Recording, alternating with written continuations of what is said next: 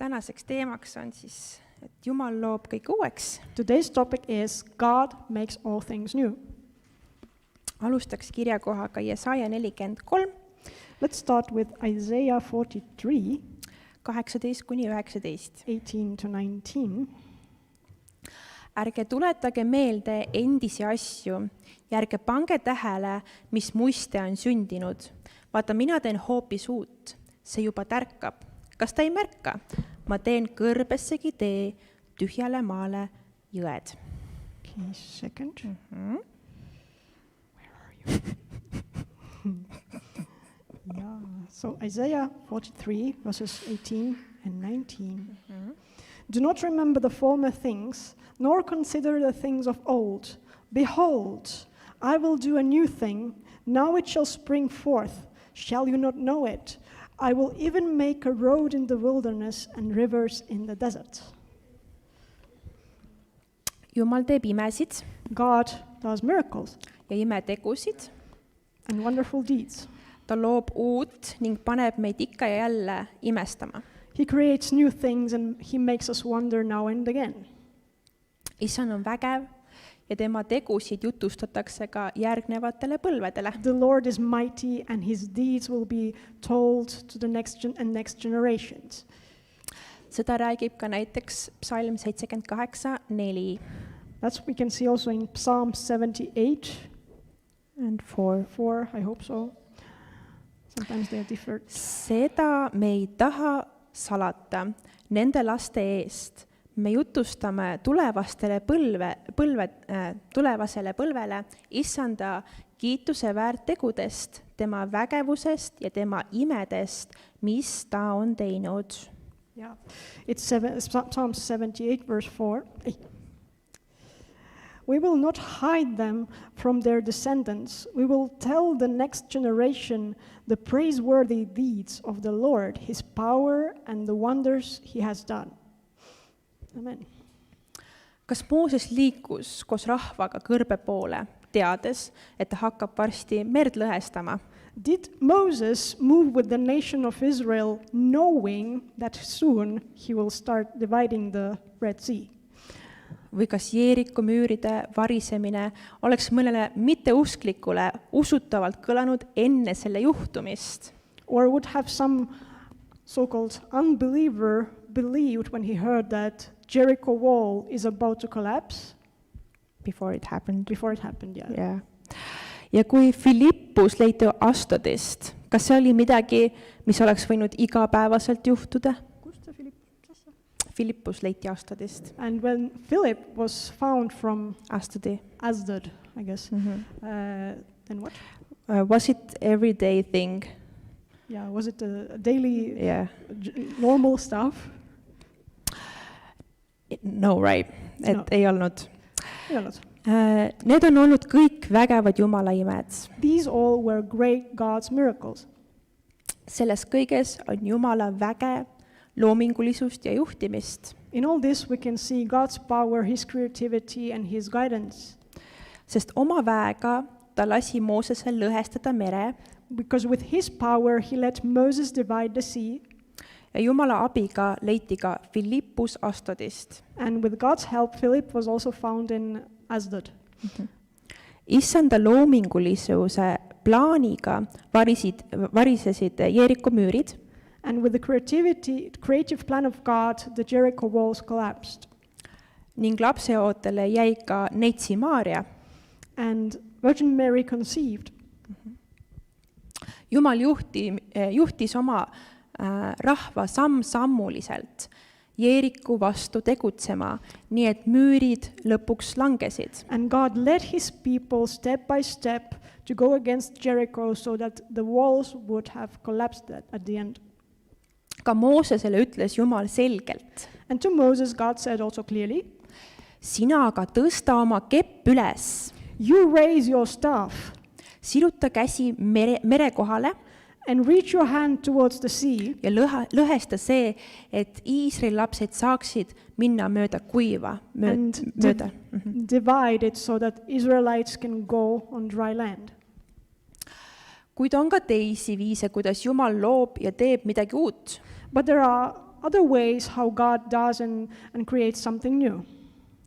näiteks ühe inimese usule tulek on juba midagi uut ja imelist. When a person receives Christ, comes to faith, this is also a miracle, this is something wonderful. Nagu kirigi ütleb, As the scripture says, niisiis kui keegi on Kristuses, siis ta on uus loodu. Vana on möödunud, vaata, uus on sündinud. if anyone is in Christ now, he is new creation. The old things have passed. Behold, everything is new. Jumal teab ette, millal tema lapsed usule tulevad God knows exactly when his children will come to believe him, ja teab viise, kuidas oma lapsed kätte saada. and he knows how to get to his children. Ja oma armastuses, väes ja juhtimises ta saabki oma lambukesed kätte. In his love, in his power, in his guidance, he will get to his lambs, sheep. Miski pole ju võimatu meie Jumala jaoks. Nothing is impossible to our God. Seda ütleb 1. Moosese 18:14, That is Genesis 18:14.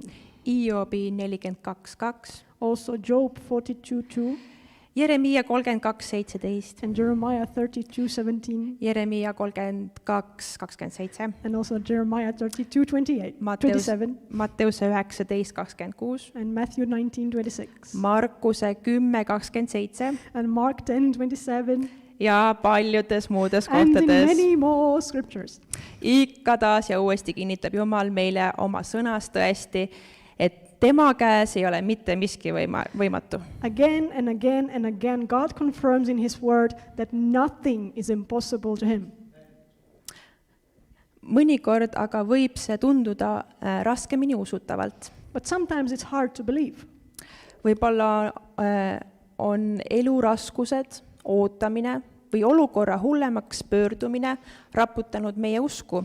Maybe the life has gone difficult or mis seal veel oli? Sorry. Mõista that, please.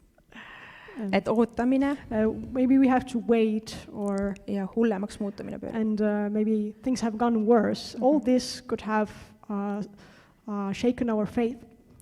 Või ehk oleme hoopis elanud terve oma elu milleski, millest Jumal tahab meid välja tõmmata. Or we have resided our entire lives somewhere from where God wants to pull us out. Apostlite 3:1-8. Let's go to Acts chapter 3, 1-8. Peetrus ja Johannes läksid üles pühakotta, palvusele, mida peeti pärastlõunal kella 3 ajal ja sinna kanti mees, kes oli sündimisest saati jalutu. Ta pandi päevast päeva pühakoja selle ukse ette, mis nimetatakse ilusaks väravaks, pühakotta minejalt almusaid paluma. Kui ta nägi Peetrust ja Johannest pühakotta astumas, palus ta neilt almust. Siis Peetrus vaatas koos Johannesega teda ainiti ning ütles, vaata meie peale. Too jäigi neile otsa vaatama, lootes neilt midagi saada. Aga Peetrus ütles, hõbedat ega kulda mul ei ole, aga mis mul on, seda ma annan sulle. Jeesuse Kristuse Naatsaretlase nimel tõuse ja kõnni. Ja ta haaras kinni jalutu paremast käest ning aitas ta ülesse. Ja otsekohe said selle jalapöiad ja pahkliud tugevaks ning ta hüppas püsti, seisis ja kõndis ning läks koos nendega pühakotta sisse, käies ja hüppeldes ning Jumalat kiites. So, Acts chapter 3, verse 1-8. Right? Yes. Okay. One day, Peter and John were going up to the temple at the time of prayer at 3 in the afternoon. Now a man who was lame from birth was being carried to the temple gate called Beautiful, where he was put every day to beg from those going into the temple courts. When he saw Peter and John about to enter, he asked them for money. Peter looked straight at him, as did John. Then Peter said, "Look at us." So the man gave them his attention, expecting to get something from them. Then Peter said, "Silver and gold I do not have, but what I do have I give you. In the name of Jesus Christ of Nazareth, walk." Taking him by the right hand, he helped him up, and instantly the man's feet and ankles became strong. He jumped to his feet and began to walk. Then he went with them into the temple courts, walking and jumping and praising God. Amen. Jumala vabastab oma lapsi kõidikutest, raskustest, haigustest ja rasketest olukordadest ka tänapäeval. God frees and delivers his children from all kinds of bounds and problems and sicknesses Yes. and whatever else, even today. Yes.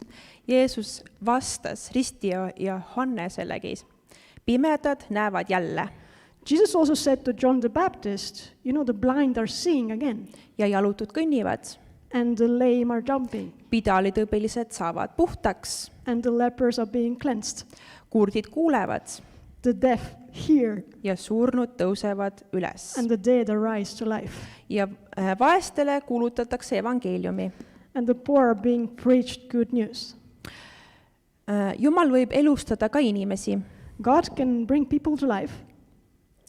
Okay, can I have now? I forgot my phone. Oh. Or let's read John 11, 1 to 44. It's the entire 1 to chapter. 40. Okay, maybe Yeah. someone else wants to read it. No, now we have to read a lot. Oh my God. Can somebody help me, please? What was it, John?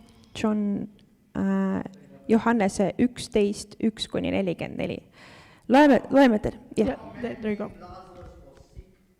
He was from Bethany, the village of Mary and his sister Martha. This Mary, whose brother Lazarus now lay sick, was the same one who poured perfume on the Lord and wiped his feet with her hair. So the sister sent word to Jesus, Lord, the one you love is sick. When he heard this, Jesus said, the sickness will not end in death. No, it's for God's glory, so that the God's Son may be glorified through it. Now Jesus loved Martha and her sister and Lazarus. So when he heard Lazarus was sick, he stayed where he was 2 more days, and then he said to his disciples, let us go back to Judea. But Rabbi, they say, a short while ago the Jews there tried to stone you, and yet you are going back? Jesus answered, are there not 12 hours of daylight? Anyone who walks in daytime will not stumble, for they see by this world's light. It is when a person walks night that they stumble, they have no light. After he had said this, he went on and told them, our friend Lazarus has fallen asleep, but I'm going there to wake him up. His disciples replied, if he sleeps, he will get better. Jesus had been speaking of his death, but his disciples thought he meant natural sleep. So then he told them plainly, Lazarus is dead. For your sake I'm glad that I was not there, so that you may believe. Let us go to him. Then Thomas, also known as Didymus, said to the rest of the disciples, let us also go that we may die with him. On his arrival, Jesus found that Lazarus had already been in a tomb for 4 days. Now Bethany was less than 2 miles from Jerusalem, and many Jews came to Martha and Mary to comfort them in the loss of their brother. When Martha heard that Jesus was coming, he went out to meet him, but Mary stayed at home. Lord, Martha said to Jesus, if you had been here, my brother would have not died. But I know that even God will give you whatever you ask. Jesus said to her, your brother will rise again. Martha answered, I know he will rise again in the resurrection at the last days. Jesus said, I am the resurrection and the life. The one who believes in me will live, and even though they die, whoever lives by believing in me will never die. Do you believe this? Yes, Lord, she replied. I believe you are the Messiah, the Son of God, who is to come into the world. After she had said this, she went back and called her sister Mary, her side teacher is here, she said, and is asking for you. When Mary heard this, she got up quickly, went to him. Now Jesus had not entered the village, but was still at the place where Martha had met. When the Jews had been with Mary in the house, comforting, notice how quickly she got up and when they followed her, supposing she was going to the tomb to mourn there. When Mary reached the place where Jesus was and saw him, she fell at his feet and said, Lord, if you had not been here, if you had been here, my brother would not have died. When Jesus saw her weeping and the Jews had come along with her also weeping, he was deeply moved in spirit and troubled. Where have you laid him? He asked. Come, see, Lord, they replied. Jesus wept, and the Jews said, see how he loved him. But some of them said, could not he open the eyes of the blind and have kept this man from dying? Jesus, once more deeply moved, came to the tomb. It was in the cave, a stone laid across the entrance. Take away the stone, he said. But Lord, said Martha, the sister of the dead man, by this time there is a bad odor. He has been there dead for 4 days. Then Jesus said, did I not tell you, if you believe, you will see the glory of God? So they took away the stone. Jesus looked up and said, Father, I thank you that you have heard me. I knew that you have always heard me. But I say this for your benefit of the people standing here, that they may believe that you sent me. When he said this, Jesus called in a loud voice, Lazarus, come out. The dead man came out, his hands and feet so wrapped with strips of linen and cloth, and around his face. Jesus said, you take them off, the grave clothes, and let him go. Halleluuja. Hallelujah. Thank you, David. Thank you so much. Ja nii kutsus tõesti Jeesus Laatsaruse surnuist üles. And so Jesus raised Lazarus from the dead. Kuid elavaks saab teha ka seesmise inimese poolest. But also our inner man can come alive. Psalm 143:11. Psalms 143:1. 11. Oh, 11, sorry. Issand, elusta mind oma nime pärast. Vii välja mu hing kitsikusest oma õiguse pärast. Psalms what? Hey. Yeah, when you need it, it escapes you. No, it won't. It won't. It come to you.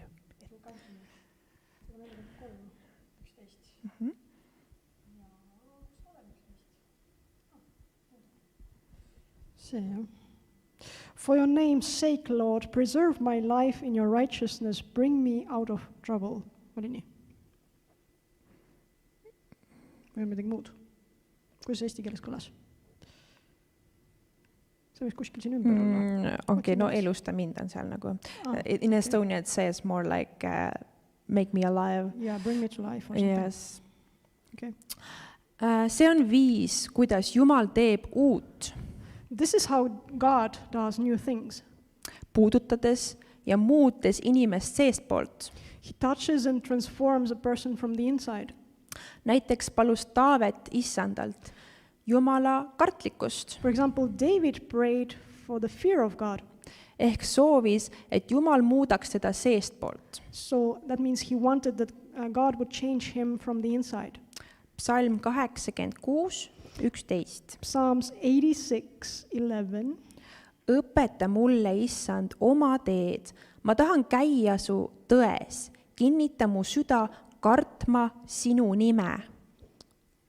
Psalms 86:11. Teach me your way, Lord, that I may rely on your faithfulness. Give me an undivided heart, that I may fear your name. Veel saame lugeda Pauluse kirjast Efeslastele, kuidas Paulus palvetas koguduse eest. We can also read from the epistle to Ephesus, written by Paul, how he prayed for the Ephesian church. See on siis Efeslaste 3:16-17. Ephesians 3:16 and 17. Et ta teile oma kirkuse rikkust mööda annaks väge saada vaimu läbi tugevaks seesmise inimese poolest, et Kristus usu kaudu elaks teie südameis ning te oleksite juurdunud ja kinnitatud armastuses.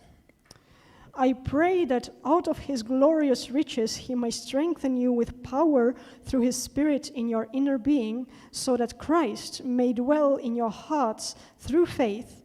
And I pray that you, being rooted and established in love, may have power, and so on. Kuid kuidas kätte saada Jumala poolt mõnda uut ime või muutust, õnnistust? So how to get from God some new miracle or transformation or a blessing? Muutust.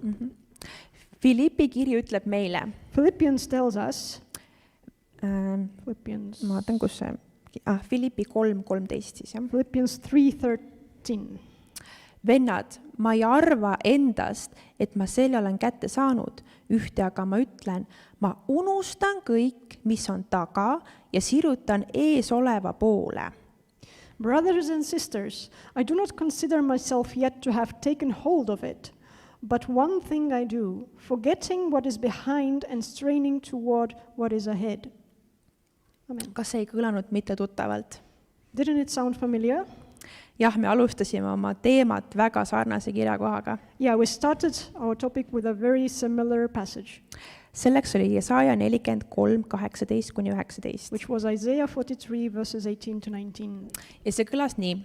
And so so we go back to it, okay. Yes. Ärge tuletage meelde endisi asju ja ärge pange tähele, mis muiste on sündinud, vaata, mina teen hoopis uut. See juba tärkab, kas ta ei märka? Ma teen kõrbessegi tee tühjale maale jõed. So Isaiah 43 verses 18 and 19. Ja see on meie põhiline teema täna siis. This is our main topic today, okay. On hea Forget korrata. the former things. Do not dwell on the past. See, I'm doing a new thing. Now it springs up. Do you not perceive it? I'm making a way in the wilderness and streams in the wasteland. Amen. Lõpetuseks And to finish it, räägiks ühest naisest, I'd like to talk about one lady kes just nõnda käituski, who did exactly that et oma ime kätte saada. to get her miracle. Luuka 8:43-44. She's recorded in Luke 8, chapter 8, verses 43 to 44. Ja üks naine, kes oli veritõves olnud 12 aastat ja arstide peale ära kulutanud kogu oma vara ning keda ükski ei olnud suutnud terveks teha, see tuli Jeesuse selja taha ja puudutas ta kuuepalistust ja otsekohe lakkas ta verejooks. And a woman was there who had been subject to bleeding for 12 years, but no one could heal her. She came up behind Jesus and touched the edge of his cloak, and immediately her bleeding stopped. Amen.